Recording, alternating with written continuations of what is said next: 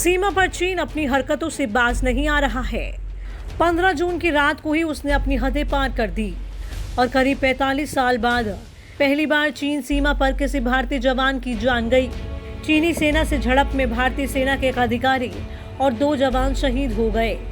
16 जून को इस वजह से दिन भर तनाव की स्थिति बनी हुई। आइए जानते हैं अब क्या क्या हुआ।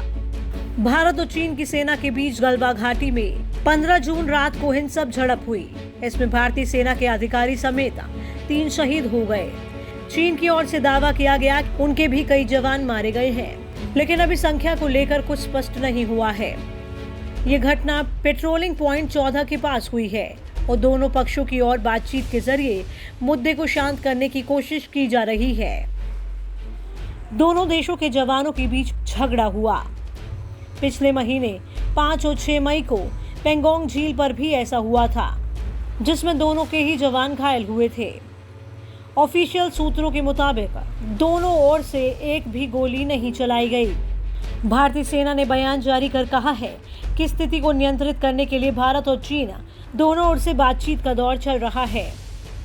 पूर्वी लद्दाख की स्थिति पर चर्चा करने के लिए रक्षा मंत्री राजनाथ सिंह ने 16 जून को दोपहर बैठक की, जिसमें सीडीएस जनरल विपिन रावत के अलावा तीनों सेनाओं के प्रमुख शामिल थे।